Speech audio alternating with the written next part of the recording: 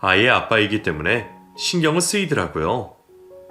시부모님도 그 사이 모두 돌아가시고 혼자 당뇨와 고혈압 약을 먹으며 공사판에서 일을 하고 있다는 말을 들으니 왠지 모르게 짠한 마음이 들었어요. 그리고 그때 바람을 피웠던 여자에게 돈도 빌려줬었나 보더라고요.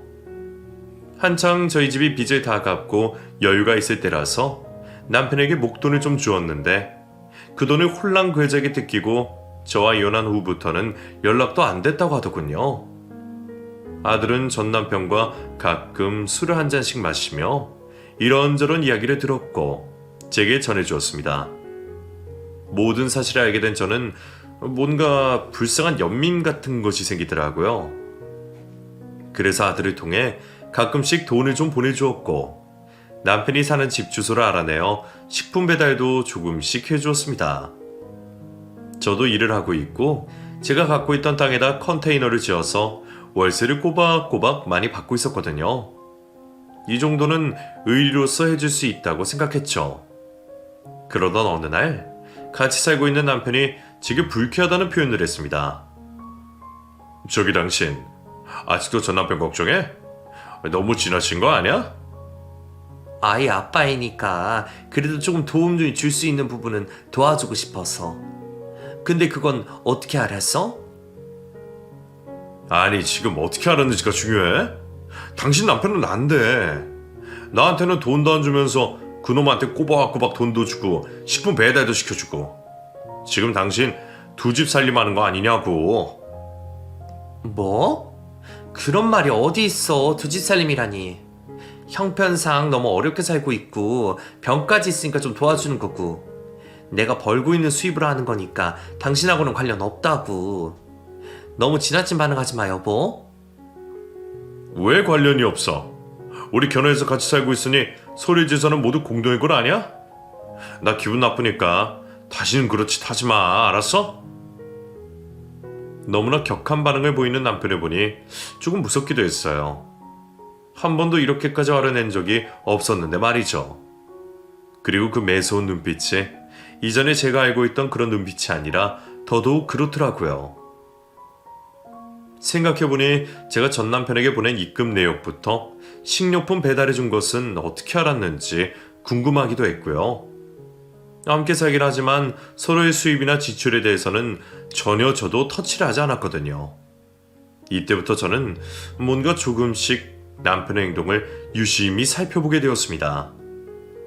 저랑 있으면 전화가 걸려와도 잘 받지도 않으면서 밖에 나가서는 1시간씩 전화기를 붙잡고 있는 것도 이상해 보였고 안방에 있는 화장대 서랍 속 제 물건을 뒤적거리는 모습도 이상해 보였고 아무튼 그때부터는 뭔가가 조금씩 이상해 보였어요.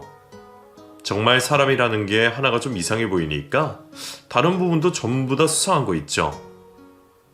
그렇게 지내던 중 전 남편에게 전화가 왔어요. 그러면서 저보고 그 남자 조심하라는 말을 하더라고요. 당신이 누구랑 살던지 그거야 당신 자유인데 지금 살고 있는 너 조심해. 그 놈이 어떤 놈인지 알아?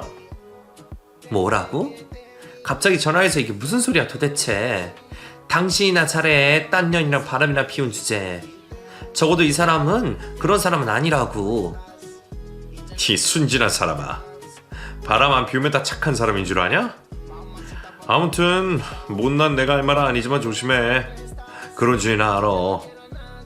됐어. 이런 말할 시간에 당신 앞날이나 걱정하시지. 몸 관리도 좀 하고. 아들이 곧 결혼을 한다고 하는데 아빠 꼴이 그래서 되겠어? 며느리가 인사도 해야 하는데 잘도 좋아하겠어. 당신이나 하나밖에 없는 아들 신경 쓰고 걱정하게 만들지나 마. 정말 오랜만에 전화를 건 전 남편은 이상한 소리를 하더군요. 이때까지만 해도 저는 전 남편이 제가 행복한 게 눈꼴시려워서 그런 줄 알았습니다. 그런데 제게 그 얘기를 하고 얼마 후 전 남편은 교통사고를 당했어요. 얼마나 사고가 컸는지 중환자실에서 의식불명 상태로 누워있더라고요. 먼 친척밖에 없는 전 남편이 걱정이 되어 아들과 함께 병원에 가려는데 현재 살고 있는 남편은 그것 또한 마음에 들지 않는다며 병원에 절대 가지 말라고 소리를 질렀습니다. 도무지 이해하기 힘든 행동에 저와 아들이 모두 황당해하며 병원으로 달려갔어요. 밤에 자동차를 끌고 나갔다가 사고를 당했는데 얼마나 심하게 다쳤는지 상황이 처참하더라고요. 아들은 그 자리에서 바닥에 주저앉아 오해를 하고 있고 저 또한 처참한 전 남편의 모습에 눈물이 핑 돌았습니다. 그래도 살아온 세월이 있는데 이런 식으로 누워있으니 많이 불쌍하고 안타까웠어요. 며칠이 지나도 의식을 찾지 못했고 저는 아들과 번갈아 가며 병원에 왔다 갔다 하면서 살펴보았어요.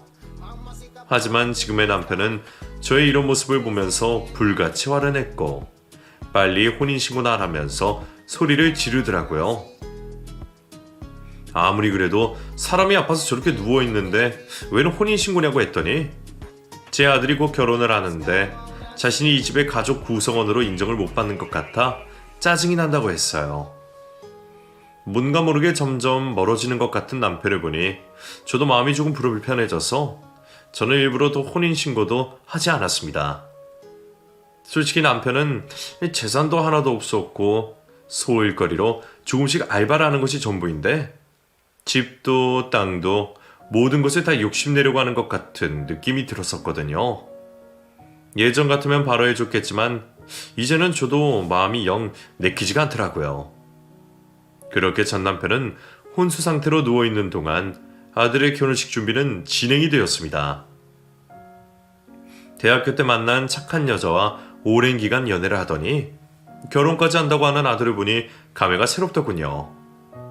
그동안 이혼, 재혼 과정에서 자라면서 받았을 상처가 컸을 텐데 바르게 커준 것도 너무 고마웠고요. 무거운 발걸음으로 상견례 자리에 나가게 되었어요.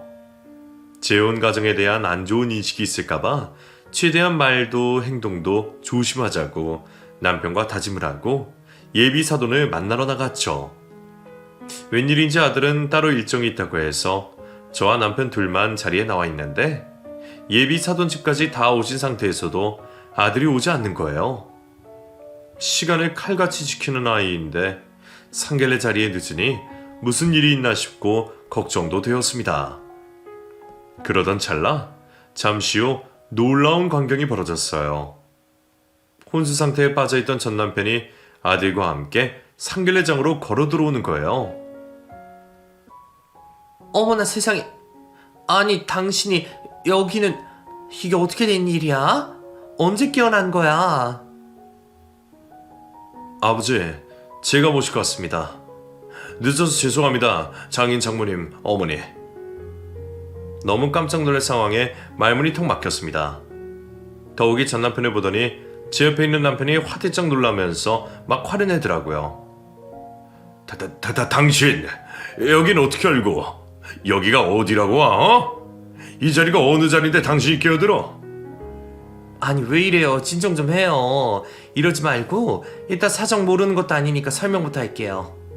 사돈, 사실은요 이쪽은 제 전 남편이고 아이 아빠입니다.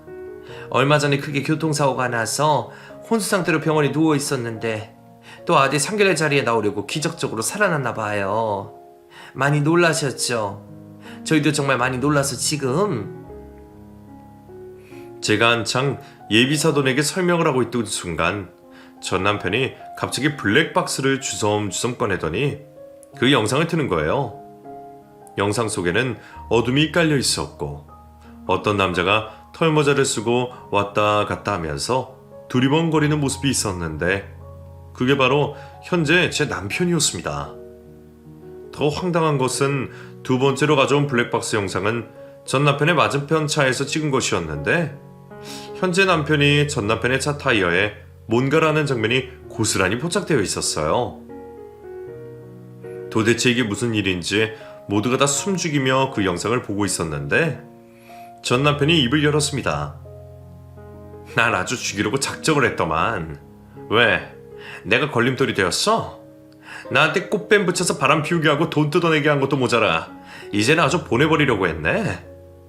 아무리 돈에 환장을 했다고 해도 그렇지 어떻게 사람의 탈을 쓰고. 무슨 말이야 그게?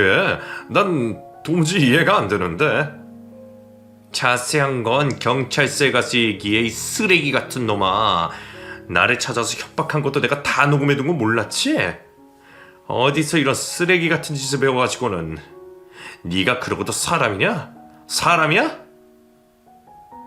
전 남편의 말에 저와 사돈 두 집안은 완전히 발칵 뒤집히고 말았습니다. 그동안 아들과 남편이 제게 했던 이야기들이 그대로 나타나는 순간이었어요. 얼마나 기가 막히고 어이가 없던지 아무 말도 떠오르지가 않고 멍한 상태가 되어버렸어요. 전 남편은 여기서 멈추지 않고 계속 말을 이어갔어요. 너 같은 놈이 감히 애 엄마를 이용해 먹으려고 별의별 짓을 다 하고 다니지?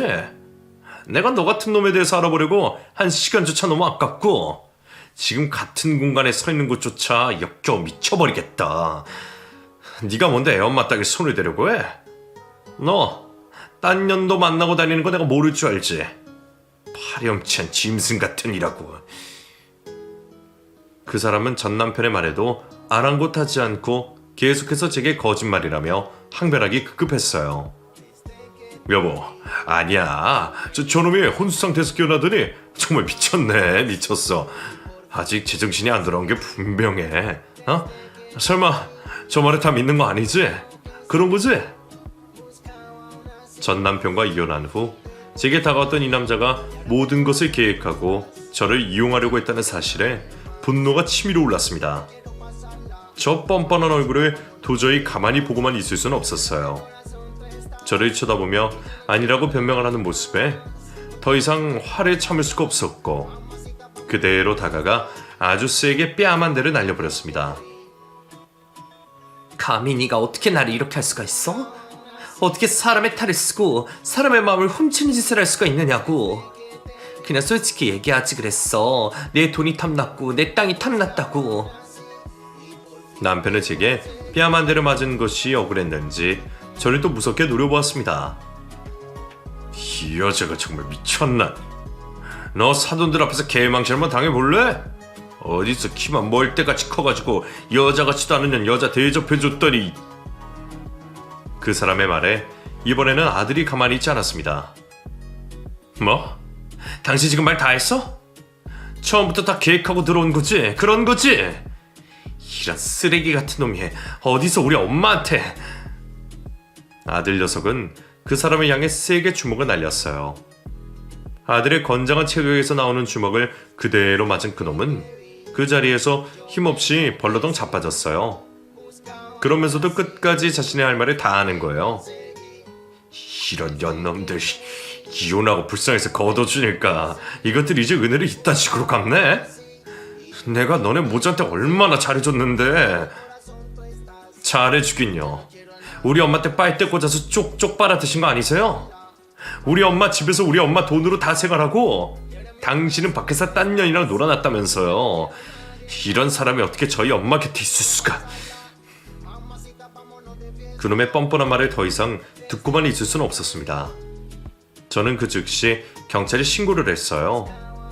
예비사돈 부부에게는 양해를 구하고 다음에 다시 뵙자는 말을 하고 돌려보냈고 결국 경찰이 현장에 도착을 했죠. 그놈은 도착한 경찰의 모습을 보고 그 자리를 도망치려고 했습니다.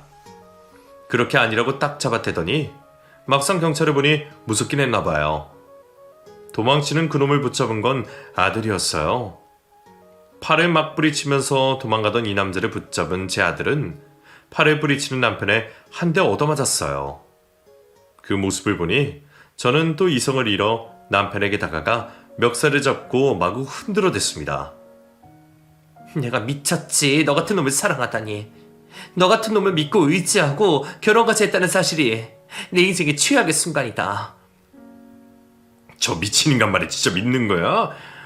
내가 당신한테 어떻게 했는데, 어떻게 하긴. 맨날 내 물건에 손대고 몰래 뒤나 밟고 또 뒤에서 이렇게 내를 헤쳐먹을까 고민하고 있었잖아. 이제 다 끝났어. 더 이상 뻔뻔하고 더러운 모습 보이지 말고 경찰서에 가서 얘기해. 저희는 모두 경찰서로 가게 되었습니다. 그곳에서 전 남편은 차분하게 자신이 가지고 있는 블랙박스 영상 그리고 전화기에 녹음되어 있는 것을 꺼내어 증거자료로 제출했습니다.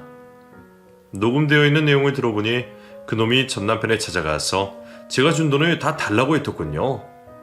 안 주면 뭐 어쩐다 저쩐다 협박을 하면서 말이죠. 그러면서 어디 멀리 배 타고 나가버리라는 둥, 해외로 나가서 살라는 둥, 별의별 말도 안 되는 소리까지 짓거렸더라고요. 전 남편이 괜히 제게 그런 말을 한 게 아니었어요.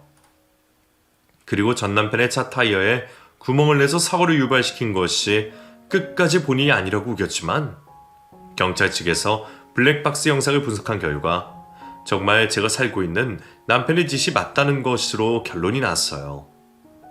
이건 한 사람을 죽음으로 몰아갈 수 있는 짓인데 간도 크지. 어떻게 그런 짓을 할 수가 있었을까요? 모든 것이 밝혀지고 그놈은 결국 법의 심판을 받게 되었고 저는 그제서야 전 남편에게 심각하게 쌓였던 오해를 풀 수 있었습니다. 내가 그동안 오해해서 미안해. 심한 말 한 것도 정말 미안하고. 난 정말 그럴 수도 모르고. 이제라도 내가 깨어나고 그놈이 잡혀가서 너무 다행이지.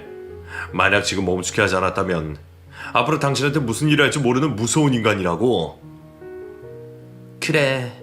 아무것도 모르고 그저 그 마음만 믿고 있던 내가 바보지. 나 정말 멍청한가 봐. 아들도 그렇게 반대를 했는데. 당신은 너무 사람을 잘 믿는 게 흠이야. 나랑 결혼할 때도 연애하고 몇 달 되지도 않았는데 결혼하자니까 홀랑한 거 봐봐. 이 인간이 이제 좀 살만한가 봐. 혼수 상태로 누워있을 때는 그렇게 처참한 꼴이더만. 그래도 당신이 바람 핀 거는 사실이잖아.